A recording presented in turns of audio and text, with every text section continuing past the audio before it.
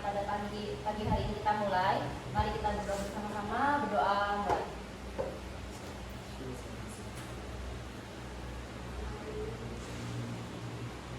Cukup. Assalamualaikum warahmatullahi wabarakatuh. Waalaikumsalam warahmatullahi wabarakatuh. Untuk hari ini gimana kabarnya? Alhamdulillah sehat, menyenangkan. Allahu Akbar, astagfirullah. Sebelum kita lanjut, absen dulu.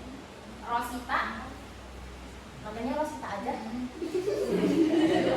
Rosita gitu nggak pakai aja ya.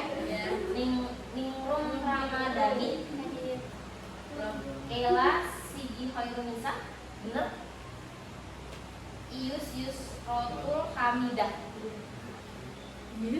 Derlina Zeta Zidan atau Sidan, ada? Asri Fatul Hanifah, Purnamasari, Mirnawati, Muhammad Adli, oke, Serduk, oke, Cahaya Ramadan juga dia gampang, ini nggak kebaca. Rahel Mahendra, Dai Azian, Febri Alfa Rozi.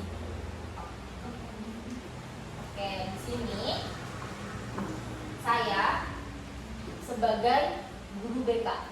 Guru BK itu bimbingan konseling yang akan memberi kalian layanan konseling klasikal dengan materi meningkatkan kepercayaan diri.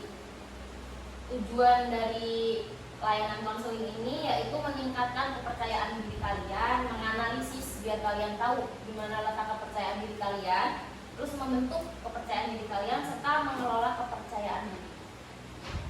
Oke, udah siap? Mau masuk materi? Insyaallah siap. Sebelumnya, kalian tahu nggak sih apa itu percaya diri? Kasih nama dia ya. Belum ada yang tahu ya. Jadi coba diisi dulu. Sebisanya aja. Ini nggak mempengaruhi nilai kalian. Yang kalian tahu aja. Ini materi tentang yang kita bahas hari ini.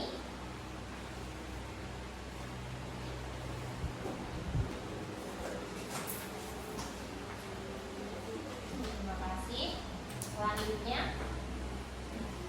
saya akan menayangkan video. Bisa dilihat dulu.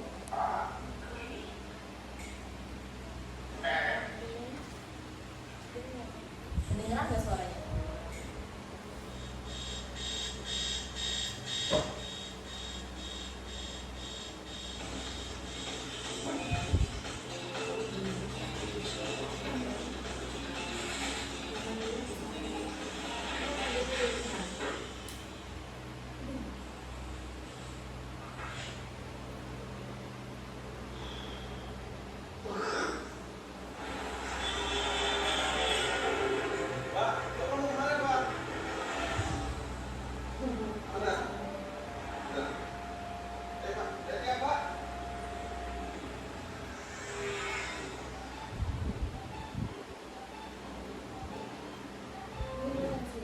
Cukup.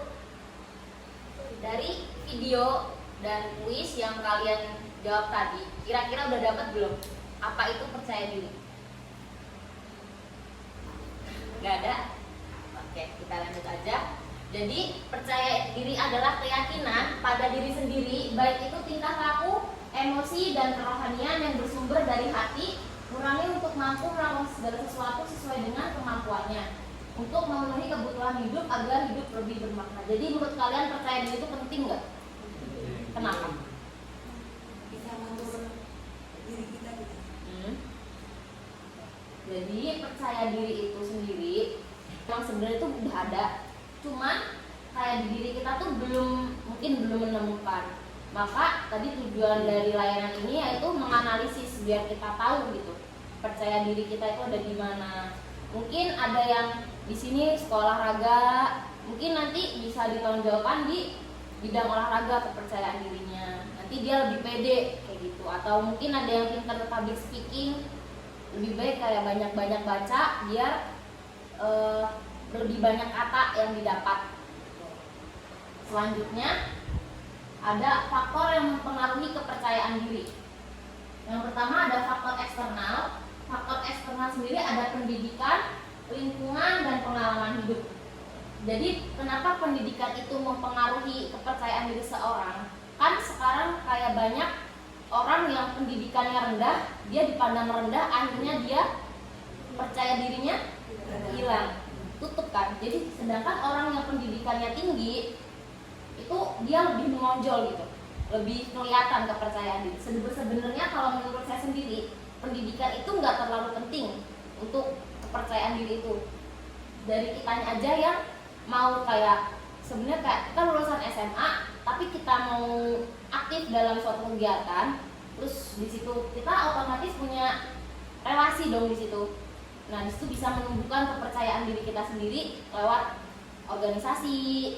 Dan selanjutnya yaitu lingkungan dan pengalaman hidup. Lingkungan sendiri ada lingkungan keluarga dan lingkungan masyarakat, sama aja. Sebenarnya di lingkungan keluarga ini lebih mendukung di kayak gimana kalian ini mau berkomunikasi dengan keluarga, gimana kalian mau membuka diri dengan keluarga kayak gitu kan. Sekarang banyak yang kayak lebih menutup diri dari keluarga, kayak punya masalah ya udah kita diem sendiri gitu, karena mikir mungkin kita nggak mau menyusahkan ya. Sedangkan kayak gitu sebenarnya dari masalah kita yang ada di lingkungan keluarga itu harus kita ungkapkan supaya antara keluarga satu dan keluarga lain itu tahu gitu. Yang terakhir itu pengalaman hidup. Jadi pengalaman itu penting buat kita meningkatkan kepercayaan diri. Ketika kita banyak pengalaman, kita banyak percobaan, kita banyak relasi itu, kita mau ngomong dimanapun, kita mau dimanapun kita pede. Karena mungkin ibaratnya kita di sini di Cikande gitu. Ketika kalian punya organisasi itu bisa dari mana aja kan. Ketika misalkan itu organisasi eksternal, dia nanti ketika kita di Cikande kita punya teman, makanya kita bisa di sini, bisa ngajar kalian kayak gitu. Yang selanjutnya ada faktor internal. Faktor internal sendiri terdiri dari konsep diri, harga diri, kondisi fisik, dan pengalaman hidup. Ada yang tahu konsep diri itu apa? Atau mungkin dari tempat ini ada yang tahu? Jadi konsep diri itu terbentuknya kepercayaan diri seseorang diawali dengan perkembangan konsep diri yang diperoleh dalam pergaulan suatu kelompok. Jadi lewat organisasi tadi ya. Jadi kita tuh dalam organisasi itu bisa kayak membentuk konsep diri juga. Dan selanjutnya ada harga diri. Harga diri itu penilaian yang dilakukan terhadap diri sendiri. Ada nggak sih yang kayak nilai diri sendiri tuh kayak kita nih jelek? Yang jatuhnya kalau cewek atau cowok nanti jatuhnya kayak di video tadi apa? Tahu nggak? Dia nggak pede pakai kacamata. Apa salahnya pakai kacamata? Masalah kan? Kalau emang itu diperlukan dan kayak lebih bisa mempermudah kegiatan kita sehari-hari, kenapa enggak? Gitu kan? Jadi sebenarnya penilaian kepada diri sendiri itu yang paling utama. Ketika kita gimana ya, punya penilaian baik sama diri kita sendiri, mau gimana kita berpakaian, mau gimana kita cara jalan atau bagaimanapun bentuk kita, pasti kita pede. Dan sebenarnya orang itu nilai kita tuh, misal kalau kita pede, gimana pede itu, orang nilai kita juga bagus. Kita nggak perlu kayak menyesuaikan gitu, gimana orang itu memandang kita. Selanjutnya ada kondisi fisik. Kenapa kondisi fisik itu penting untuk kepercayaan diri? Jadi penampilan itu merupakan penyebab utama rendahnya harga diri. Ada kan orang yang kondisi fisiknya emang kurang baik, yang mungkin kurang sempurna, itu yang akhirnya mereka menutup diri. Kan kita itu sebenarnya dilahirkan dalam kondisi sebaik-baiknya ya. Jadi mau gimana pun kita, ya itu kondisi baiknya kita. Jadi kita harus menerima kondisi kita dulu, baru kita bisa mengungkapkan kepercayaan diri itu. Paham? Selanjutnya ada pengalaman hidup. Kayak yang di awal tadi, pengalaman hidup sendiri itu yaitu menjadi sumber juga sebagai pengembangannya. Selanjutnya ada ciri-ciri dari percaya diri. Di sini ada 6 ciri kepercayaan diri. Yang pertama, memiliki kemampuan bersosialisasi. Ada nggak di sini yang aktif organisasi gitu? Organisasi apa kalau boleh tahu? Organisasi OSIS. Oke, selanjutnya selalu bereaksi positif. Kalian itu bisa kan menilai satu sama lain, apalagi kalian itu di lingkup yang selalu berdekatan gitu ya. Sebenarnya bereaksi positif, kayak pembawaan mereka positif, itu semua penilaian itu pasti baik gitu. Jadi sebenarnya Rosita percaya diri nggak orangnya?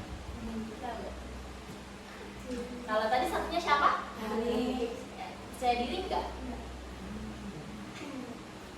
Atau kurang? Tapi sebenarnya kepercayaan diri itu bisa yang kayak tiba-tiba muncul gitu loh. Ya kan?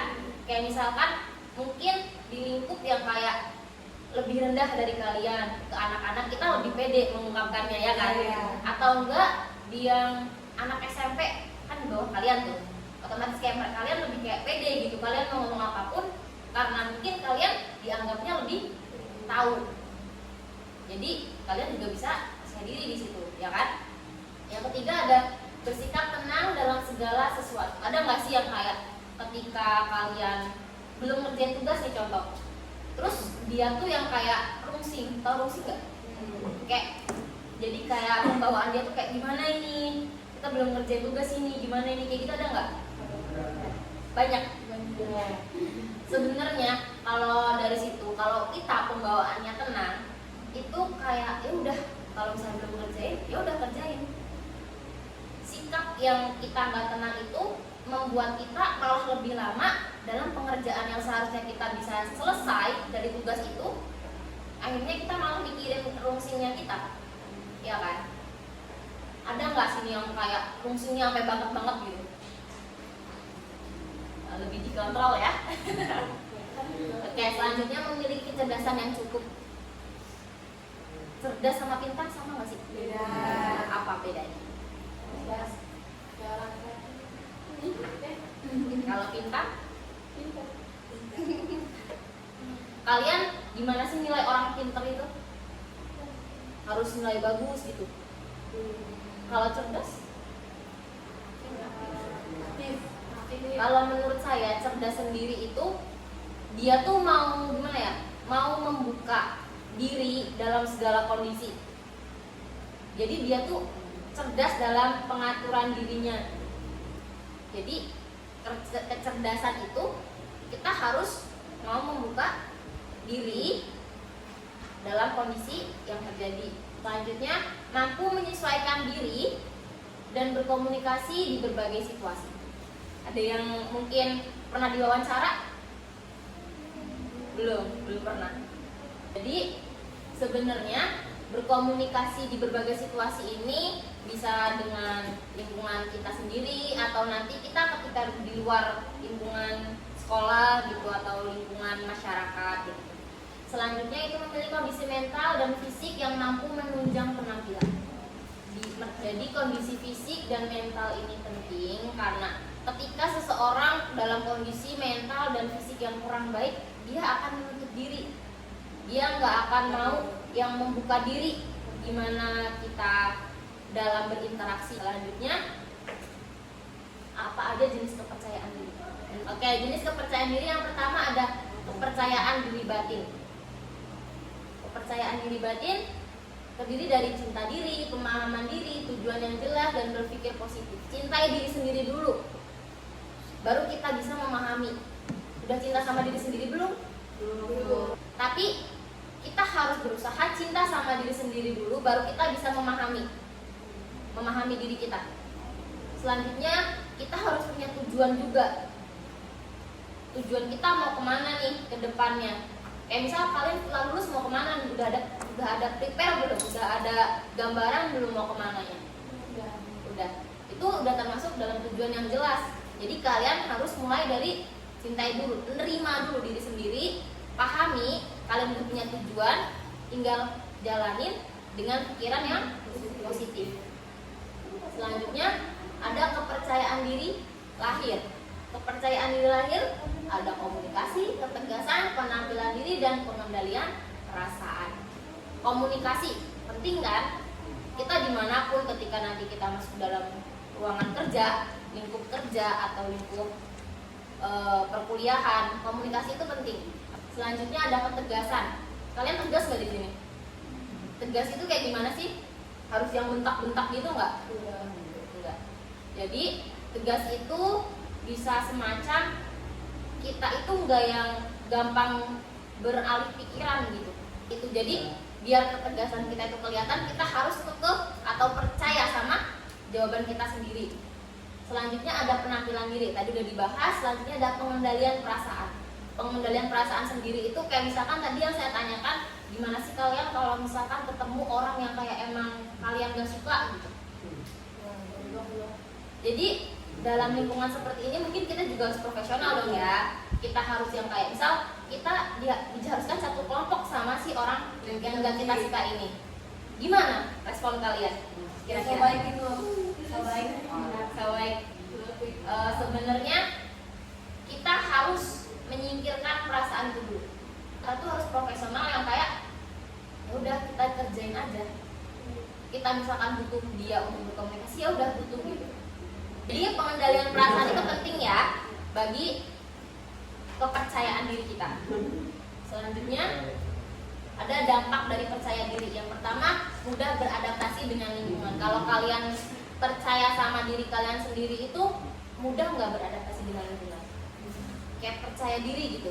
Kita mau presentasi, di sini tugas presentasi nggak? Ada. Kita kalau misalkan presentasi itu pasti mikirnya awal-awal bisa nggak ya? Kita deg-degan. Kalau nggak panas dingin. Kalau misalkan kita mudah beradaptasi dengan lingkungan kita, misal kayak di situasi kita presentasi itu tadi ya, di presentasi ya udah kita pede aja, percaya gitu. Misalkan emang kayak waktu belajar kalian dalam mempelajari presentasi itu cuma sedikit, ya udah pede aja. Apa yang kalian dapat dari yang kalian kerjakan. Selanjutnya ada berani berbicara di depan umum. Ada mungkin ikut pidato gitu. Semuanya. Eskul pidato. Dari eskul pidato sendiri kalian bisa nggak menumbuhkan kepercayaan diri kalian? Kayak kan misalkan pidato, kalian kalau misalkan di lingkungan sini mungkin kalian masih pede lah ya. Ketika banyak yang anak kelas 10, yang nanti 10, 11, 12 nonton gitu, gimana perasaannya? Atau anak malu. Jadi sebenarnya percaya diri itu termasuk dalam berani berbicara di depan umum. Ketika kita berani berbicara di depan umum, itu sudah termasuk kayak kepercayaan diri kita tuh ada gitu. Gimana mau hasilnya nanti, udah jangan pikirin gitu. Selanjutnya ada meningkatkan kualitas hubungan sosial. Kalian di hubungan sosial kalian di lingkungan sekolah ini gimana? Baik-baik aja nggak? Jadi kita harus pengendalian perasaan tadi itu ya, biar kita bisa meningkatkan kualitas hubungan sosial. Yang selanjutnya ada mampu mengatasi tantangan dan kegagalan. Ada nggak sih ketika yang kalian dikasih tantangan nih udah takut duluan, udah kayak berpikir yang ini nanti tantangannya susah nggak ya? Nanti kitanya gimana ya? Ada yang kayak gitu nggak? Terus ketika gagal nanti gimana? Pasti udah yang sedih kayak gitu. Sebenarnya kegagalan ini kita harus kayak nerima dulu, nerima kegagalan itu. Kalau misal gagal, kita berpikir pasti yang kayak ketika gagal ya udah, nanti kita bisa ulangnya supaya lebih baik gitu. Yang selanjutnya ada meningkatkan kinerja dan prestasi. Ada nggak di sini yang anaknya berprestasi? Prestasi dalam bidang apa, boleh tahu? Ada yang pernah mungkin ikut juara gitu lomba Apa tuh? Apa itu? Yang cowok mungkin ada yang suka ikut lomba Jadi pramuka kalian. dari pramuka. Siapa sih itu? Prestasi, kinerja dan prestasi itu sebenarnya berhubungan. Gimana kinerja kita berjalan itu pasti ketika kita berjalan sebaik mungkin pasti prestasi itu akan muncul di situ. Selanjutnya ada bagaimana cara kita meningkatkannya. Gimana cara kita meningkatkan percaya diri, yaitu pertama sering latihan berbicara di muka umum, public speaking, kayak pidato tadi ya. Pasti ini udah ikut semua kan ya. Yang kedua berani tampil dimanapun dan dalam setiap kesempatan. Ada nggak yang ketika emang ada nih kesempatan kalian ada lomba atau ada misal kayak panggung yang kayak harusnya mengharuskan kalian nyanyi terpaksa kayak gitu, ada nggak? Dan kalian mau nggak mencoba itu? Kadang nggak mau lah, gitu kan? Kayak udahlah kamu aja, kayak gitu. Sebenarnya itu juga suatu kesempatan gitu. Saya awalnya orangnya nggak percaya diri, terus pada akhirnya saya ikut organisasi yang di situ kita tuh gimana ya, sharing gitu tentang gimana sih kalau misalkan kita malu nih, kendalikan dirinya. Kalau misalkan enggak, kita misal nggak berani natap mukanya, kita tatap depannya atas kepala mereka. Selanjutnya ada bersikap optimis dan yakin kalau kita itu kita bisa, kita percaya diri, kita mampu gitu. Kalau itu udah muncul dari diri kita, otomatis kepercayaan itu jalan. Selanjutnya tidak mudah putus asa jika gagal. Ada nggak di sini yang putus asa terus kayak gagal terus putus asa yang kayak pasrah banget, udah nggak mau ikut itu lagi. Selanjutnya menerima masukan dengan baik dari orang lain. Nah, di sini ada nggak sih yang kayak ketika kamu nggak suka sama kamu tuh ngomong ke dia gitu, ngomong yang kayak kamu jangan kayak gini sih, kalau kayak gini tuh kamu bisa menyakiti hati orang lain. Kamu di sini nggak menerima, otomatis kamu biasanya ngapain? Marah, menghindar. Terus kalau nggak menjelekan balik, emang kamu lebih baik dari saya, ya nggak? Ada kan pemikiran kayak gitu. Di situ dia nggak mau menerima masukan, nggak mau menerima kritik dan saran dari orang lain. Sedangkan kritik dan saran dari orang lain itu penting supaya kita bisa menjadi lebih baik gitu kan. Percaya diri juga bisa, biar kita bisa lebih baik lagi gitu. Selanjutnya ada hidup mandiri dalam arti mempunyai pikiran sendiri, mempunyai minat dan hobi sendiri, dan berani secara terbuka menyatakan pendapat atau pikiran sendiri. Ketika kalian berpendapat, ketika kalian ditanya kayak saya tadi, apa yang dimaksud dengan kepercayaan diri, itu adalah suatu kesempatan bagi kalian itu untuk melatih kepercayaan diri kalian. Soal jawaban benar atau salah itu nggak masalah, itu sebenarnya bukan jadi poin penting. Sebenarnya yang dinilai itu lebih ke gimana sih kalian berani mengungkapkan, gimana kalian berani berpendapat. Selanjutnya ada cara mengelola, menampilkan pribadi yang sebenarnya. Ada nggak sih yang kalian itu punya role model? Role model itu kayak panutan. Kalian mau jadi kayak siapa? Kayak gitu. Ada nggak? Terkadang hal itu membuat kita berpenampilan, bersikap, bertindak seperti si role model ini kan. Sedangkan yang kita butuhkan itu menampilkan pribadi yang sebenarnya. Lalu selanjutnya ada bersikap sewajarnya, tidak minder tapi juga tidak over. Gimana? Tidak minder, apa sih minder itu?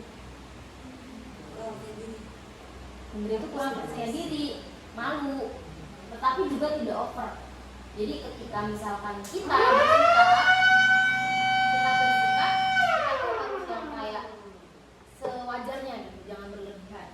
Nah selanjutnya belajar mengontrol diri dan mengendalikan diri. Tadi udah saya omongin terkait perasaan ya. Yang selanjutnya pandai membaca situasi. Situasi apa sih yang harus kita ungkapkan dalam kondisi-kondisi yang terjadi. Jadi kita harus menyesuaikan tempat dan situasi. Ada pertanyaan mungkin? Mungkin kesimpulannya di sini percaya diri sendiri adalah suatu keyakinan yang ada pada diri sendiri, baik itu tindakan yang kita lakukan, emosi yang kita keluarkan, dan keagamaan yang kita dapatkan. Jadi sebenarnya kepercayaan diri itu udah ada pada diri kita sendiri. Kita tinggal menganalisis, mencari, membentuk dan mengelola itu. Oke, sekian dari layanan yang dapat saya berikan. Mungkin ada yang mau ditanyakan? Dulu, kurang lebihnya mohon maaf. Assalamualaikum warahmatullahi wabarakatuh. Waalaikumsalam warahmatullahi wabarakatuh.